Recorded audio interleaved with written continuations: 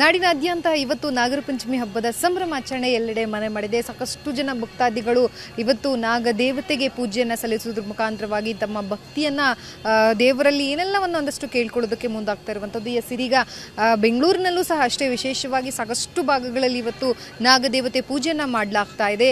ಹಿಂದೂ ಸಂಪ್ರದಾಯದ ಪ್ರಕಾರವಾಗಿ ಎಲ್ಲ ಹಬ್ಬಗಳಿಗೂ ಆರಂಭ ಕೊಡುವಂಥದ್ದು ಶ್ರಾವಣ ಮಾಸದ ಮೊದಲ ಹಬ್ಬ, ಅದು ನಾಗರ ಪಂಚಮಿ ಹಬ್ಬ.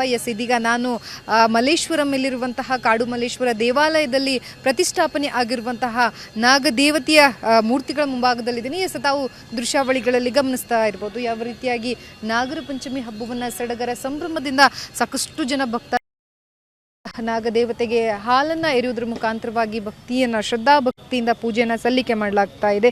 ನಮ್ಮ ಹಿಂದೂ ಸಂಪ್ರದಾಯದ ಪ್ರಕಾರವಾಗಿ ಶ್ರಾವಣ ಮಾಸದ ಮೊದಲ ಹಬ್ಬ ಇದು. ಇಂದಿನಿಂದಲೇ ಎಲ್ಲ ಹಬ್ಬಕ್ಕೂ ಸಹ ಆರಂಭವನ್ನ ಕೊಡುವಂತಹದ್ದು. ಅದರಲ್ಲೂ ಸಹ ಪಂಚಮ ತಿಥಿಯಂದು ನಾಗದೇವತೆಯನ್ನ ವಿಶೇಷವಾಗಿ ಪೂಜಿಸುವುದು ನಮ್ಮ ಸಂಪ್ರದಾಯವಾಗಿದೆ.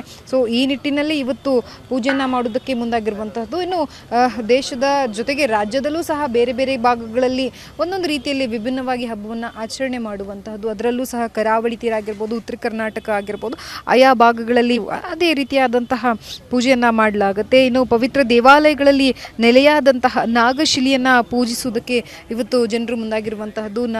ನಾಗದೇವತೆಯ ಮೂರ್ತಿಗಳಿಗೆ ಪೂಜೆಯನ್ನ ಮಾಡೋದಕ್ಕೆ ಮುಂದಾಗ್ತಾ ಇರುವಂಥದ್ದು. ಅದರ ಜೊತೆಗೆ ನಮ್ಮ ಬೇಡಿಕೆಗಳು ಏನೆಲ್ಲ ಇರ್ತವೆ, ಅದರಲ್ಲೂ ಸರ್ಪದೋಷ ಆಗಿರ್ಬೋದು, ಕುಜ ದೋಷ ಆಗಿರ್ಬೋದು, ಇಂತಹ ದೋಷಗಳು ಸಹ ನಿವಾರಣೆ ಆಗುತ್ತೆ ಅನ್ನುವಂತಹ ನಂಬಿಕೆ ಇರುವಂಥದ್ದು. ಅದರಲ್ಲೂ ಸಹ ಇವತ್ತು ಅಶ್ವತ್ಥಕಟ್ಟೆ ಆಗಿರ್ಬೋದು, ಜೊತೆಗೆ ಏನು ಆಲದ ಮರ ಇರುತ್ತೆ, ಅದಕ್ಕೆ ನಾವು ದಾರವನ್ನು ಕಟ್ಟಿ ಒಂದಷ್ಟು ನಮ್ಮ ಬೇಡಿಕೆಗಳನ್ನು ಕೇಳಿಕೊಂಡ್ರೆ ಸಮಸ್ಯೆಗಳು ನಿವಾರಣೆ ಆಗುತ್ತೆ ಅನ್ನುವಂತಹ ನಂಬಿಕೆಯೂ ಸಹ ಹೌದು.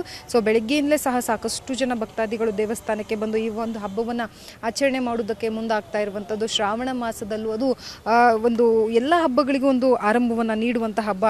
ಒಟ್ಟಾರೆಯಾಗಿ ಸಾಕಷ್ಟು ಜನ ಭಕ್ತಾದಿಗಳು ಇವತ್ತು ದೇವಾಲಯಕ್ಕೆ ಬಂದು ಹಬ್ಬವನ್ನು ಆಚರಣೆ ಮಾಡೋದಕ್ಕೆ ಮುಂದಾಗ್ತಾ ಇರುವಂಥದ್ದನ್ನು ನಾವು ಆಲ್ರೆಡಿ ನೋಡಿರುವಂತಹದ್ದು. ಸೊ ಇದೇ ರೀತಿಯಾಗಿ ಪ್ರತಿಯೊಂದು ಹಬ್ಬವೂ ಸಹ ಅಂದರೆ ಇವತ್ತಿನಿಂದಲೇ ಎಲ್ಲ ಹಬ್ಬಗಳು ಆರಂಭ, ಒಂದು ಎಲ್ಲ ಹಬ್ಬಗಳಿಗೂ ಸಹ ಆರಂಭವನ್ನು ನೀಡುವಂಥ ಹಬ್ಬ ಅಂತಂದರೆ ಅದು ನಾಗರ ಪಂಚಮಿ ಹಬ್ಬ.